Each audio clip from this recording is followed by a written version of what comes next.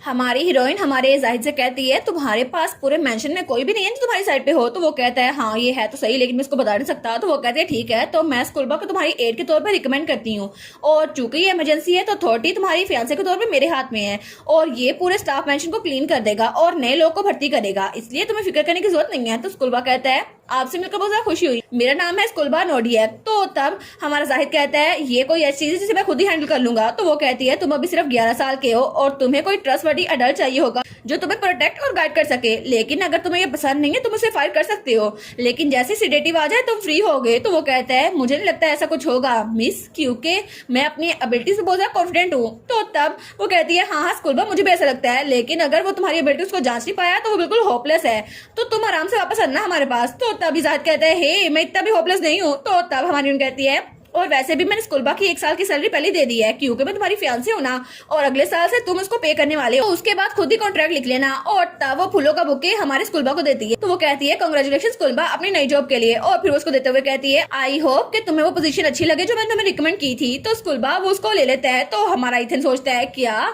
3:47 पे, मुझे लगा ये बहुत ज्यादा रिडिकुलस है, क्योंकि जब हम लोग यहाँ पर आ रहे थे ना तो तब वो एक फ्लावर शो पे रुकी थी और उसने स्कूलबा से कहा सबसे प्रीटी फ्लावर चुनो, लेकिन मुझे पता नहीं था ये स्कूलबा के लिए है। तो स्कूलबा कहता है थैंक यू लेडी रोजी, लेकिन एक ऐसा घर जो अभी डूबने की कगार पर है मेरे लिए बिल्कुल परफेक्ट है, मेरे स्टाइल के मुताबिक है। तो हमारी रोजी कहती है अच्छा हो तुम्हारे टेस्ट के मुताबिक है। तो हमारा इथर लिखता है 3:48। अब ये फैक्ट कि स्कूलबा के लिए वो बुक किया था ये तो बहुत ज्यादा फनी लग रहा है, क्योंकि मुझे लगा था ये जाहिद के लिए है, लेकिन जाहिद के चेहरे पे ये एक्सप्रेशन था कि अगर तुमने मुझे ये बुके दिया ना तो मैं तुम्हें छोड़ूंगा नहीं, तो इसको गिरा दूंगा। लेकिन तभी वो हमारे वुल्फ के पास आती है, वो कहती है ठीक है अब मैं चलती हूँ, तो फिर तुम्हें कुछ दिनों बाद मिलूंगी फायर, और वैसे भी तुम्हें जाहिद से अलग नहीं होना पड़ेगा। तो वुल्फ भी उफ करता है। तो तभी हमारी उन कहती है क्या, तो वो कहता है थैंक यू।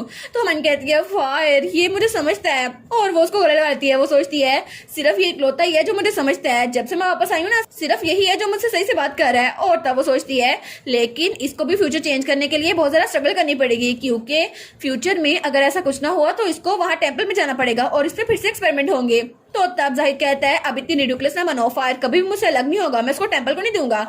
तो फायर वो वूफ करता है और वो कहता है कि तो बहुत ज्यादा पठैतिक है। तो मन कहती है नहीं ऐसे ना कहो। तो तब जाहिद कहता है क्या कहा उसने। तो वो कहती है उसने कहा कि बहुत ज्यादा पठैतिक है, लेकिन सच में तुम तो बहुत ज्यादा छोटे हो, चलो इसको जाने दो। वो कहता है किया मैं सिर्फ तुमसे 1 साल छोटा हूँ।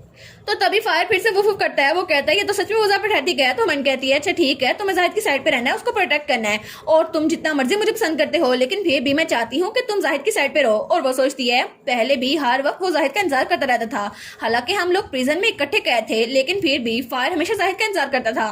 तो तभी वो फायर वो वुल्फ वो कहता है वुफ वुफ, और वो कहता है शादी कर लो इसे। तो हमन कहती है क्या, तो वो कहता है इससे शादी कर लो। तो तभी हमारी सोचती है जब हम पे एक्सपेरिमेंट हुए थे तो उन्होंने कहा था कि मैं इसे कम्युनिकेट करूं ताकि हाई प्रीस्ट के साथ ये कम्युनिकेट करने के काबिल हो जाए।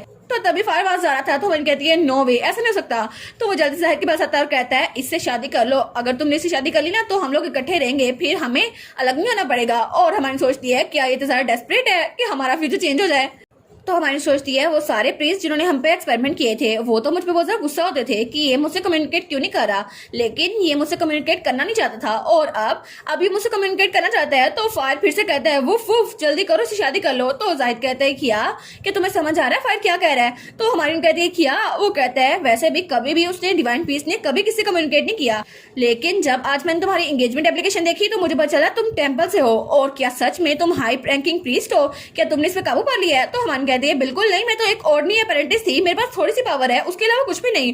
तो वो सोचती है जाहिद को लगता है कि टेम्पल इस सब के लिए रिस्पॉन्सिबल है, उसके पेरेंट्स की डेथ के लिए भी और जो कुछ साथ हो रहा है उसके लिए भी, और वो लोग उससे उसका वुल्फ ले लेंगे। लेकिन वो उसके पास आती है और कहती है अगर तुम्हें मुझ पे शक नहीं हो रहा तो मैं मिसअंडरस्टैंडिंग को क्लियर अप कर देती हूँ, और उसका हाथ पकड़ लेती है। तो वो कहता है किया तुम अभी क्या कर रही हो। तो वो कहती है जरा यहाँ पर देखो, और अपनी डिवाइन पावर यूज करती है। वो कहती है थोड़ी सी डिवाइन पावर है, इससे कुछ नहीं होगा, क्या तुम्हें ये फील हो रही है। तो वो उसको देखते हैं तो वो कहता है हाँ बिल्कुल ये तो बिल्कुल थोड़ी सी है। तो हमन कहती है आई विश कि मेरे पास ज्यादा डिवाइन पावर हो सकती, उसकी वजह से मैं तुम्हें काम डाउन कर सकती, लेकिन ये भी ठीक है। तो वो कहता है क्या, और जल्दी से अपना हाथ छुड़वाने लगता है। वो कहता है आखिर तुम कर क्या रही हो, मेरा हाथ क्यों पकड़ा हुआ है। वो कहती है ये अच्छा नहीं है कि हम लोग हाथ मिला लें, वैसे भी हमारी एंगेजमेंट हो चुकी है। तो फायर से कहता है वो फूफ जल्दी करो इसे शादी कर लो। तो जाहिद कहता है लेकिन फिर भी वो क्लोज है। तो वो कहती है फिर भी ठीक है, हम लोगों ने पहले ही हाथ पकड़ लिए हैं। और तब उसके हाथ में रिंग पहनाते हुए कहती है मुझे अपने लेफ्ट हैंड दो। तो तब वहां पे उसने रिंग पहना दी थी और तब उसने अपने हाथ में भी रिंग पहन ली थी। वो कहता है ये क्या है। वो कहती है कि एंगेजमेंट रिंग है। और मैंने मैजिक टावर से ऑटोमेटिक साइज एडजस्टमेंट करवा ली थी, इसकी वजह से तुम्हें साइज की फिक्र करने की जरूरत नहीं है। और मेरी तरफ ऐसे घूरना बंद करो, और जो बुके मैंने स्कूल बैग को दिया था ना उसको घूरना भी बंद कर दो, वो इससे ज्यादा एक्सपेंसिव नहीं है। वो कहता है तुम सच में बहुत ज्यादा अनोइंग हो। तो वो कहती है फिर भी ठीक है, वैसे भी मैं रिच हूँ तो क्या हुआ, तुम्हें फिक्र करने की जरूरत नहीं है। वो कहता है आखिर ये किस तरह की चीज है। तो तब उसके कंधे पे हाथ रखती है और कहती है और मैं बहुत ज्यादा थैंकफुल भी हूँ, थैंक यू सो मच अब तक के लिए, ये सब कुछ बर्दाश्त करने के लिए। और मुझे जल्दी आना था लेकिन फिर भी मैं यही कर सकती थी, और मुझे पता है तुम बहुत सारी चीजें गुजरे हो, लेकिन फिर भी तुम फिक्र ना करो जाहिर, अब तुम आराम से रेस्ट कर सकते हो। तो वो उसको देखते हैं, वो कहते ही किया।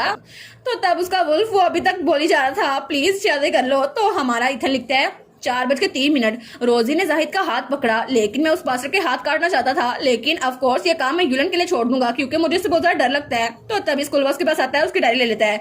वो कहता है मेरे न्यू मास्टर की सेफ्टी के लिए मैं इसको डिस्पोज कर दूंगा। तो इथन कहता है क्या आखिर तुमने जल्दी से साइड भी स्विच कर ली, तुम कितना बदतमीज हो। तो वो कहता है मैं प्रोफेशनलिज्म दिखा रहा हूँ। तो इथन कहता है मुझे मेरी डायरी वापस दो, लेकिन हमारी हीरोइन सोचती है चलो अच्छा हुआ ये सब कुछ अच्छे से हो गया। और तब वो इथन को पकड़ती है और कहती है चलो ना इथन चलते हैं, और वैसे भी हमें वापस जाने से पहले एक जगह रुकना है। तो वो कहता है कहाँ। तो हमारी कहती है इथन को यहाँ लाने की एक वजह थी और उसको मैं मैजिक टावर लेके जाने वाली हूँ। वो कहती है मैजिक टावर, मुझे तुम्हें वहां लेके जाना है ताकि तुम्हारी एबिलिटीज को जज कर सके, क्योंकि वो सोचती है फ्यूचर में ये ग्रैंड मेज बनने वाला है, तो चाहे थोड़ा सा ही लेकिन मैं इसकी हेल्प करना चाहती हूँ।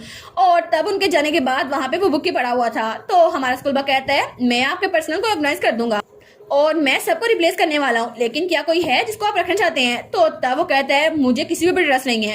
और वो सोचता है हर कोई मेरे पास ये कहकर आता है कि तुम्हें फिक्र करने की जरूरत नहीं है, लेकिन बुरे लोग हमेशा मेरे इर्द गिर्द मंडलाते रहते हैं, और मेरे इर्द गिर्द कोई भी ऐसा नहीं है जो मेरा अच्छा चाहता हो, और मैं तो इससे बहुत ज्यादा थक गया हूँ लोगों पे ट्रस्ट कर करके, और मुझे अब किसी पे ट्रस्ट नहीं करना। तो स्कूल बा कहता है ठीक है तो आप लोगों पे ट्रस्ट ना करें, और वैसे भी हाई पोजीशन वालों पे तो बिल्कुल भी ट्रस्ट नहीं करना चाहिए। तो तब हमारा जाहिद उसको घूर के देखता है, वो कहता है चाहे कुछ भी हो जाए लेकिन मुझे ये नहीं पता उस लड़की का इसके पीछे कोई और मोटिव है भी या नहीं। तो वो कहता है हो सकता है कोई और मोटिव हो उनका। तो जाहिद कहता है इसका मतलब है कि टेम्पल के साथ वो मिली हुई है, और डाइफ्रेनल ड्यूकल हाउस वो ऐसी चीज रखता है जो वो कोविड कर सकते हैं। तो वो कहता है हाँ ये शक बिल्कुल जायज है।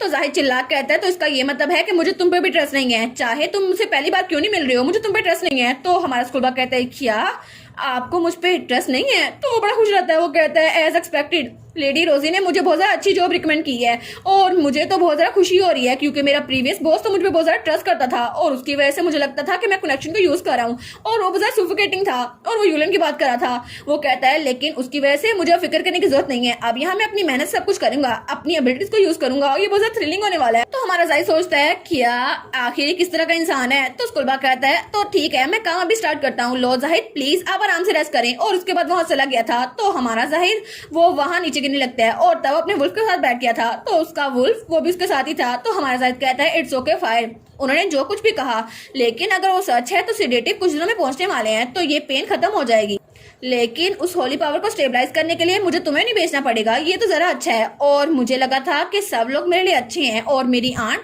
जब मेरे पास आई थी तो मुझे लगा था वो बहुत ज्यादा स्माइल कर रही है तो मेरे लिए अच्छी होंगी, लेकिन उस स्माइल के पीछे उनका मखौटा था, और वो तो मेरा बुरा चाहती थी और हर चीज मुझसे छीनना चाहती थी, इसलिए उन्होंने मेरी एंगेजमेंट फिक्स करवाई। लेकिन इस बार भी वो लड़की मेरे पास आई और वो स्माइल कर रही थी, और उसने कहा तुम बहुत ज्यादा मुश्किलों से गुजरे होगे, लेकिन मुझे पता नहीं इसका क्या आंसर होना चाहिए, फिर भी मुझे लगता है मुझे उस पर यकीन नहीं करना चाहिए, और मैं अब दोबारा कभी भी किससे फूल नहीं बनूंगा। और तब उसकी आंखें बंद हो रही थी, और वो सोचता है चाहे कोई भी हो हर कोई मुझे धोखा देता है, लेकिन फिर भी वो अपनी एंगेजमेंट उनको देखता है और सोचता है लेकिन ये एंगेजमेंट तब तक कायम रहने वाली है जब तक हमारे डर नहीं बन जाते। लेकिन वो कहता है फिर भी कितना अजीब है ना फायर। तो फायर कहता है वुफ। तो वो कहता है मैं श्योर हूँ कि उसके पास थोड़ी सी होली पावर थी, मैंने खुद चेक किया था, लेकिन आखिर मुझे इतने आराम से नींद क्यों आ रही है।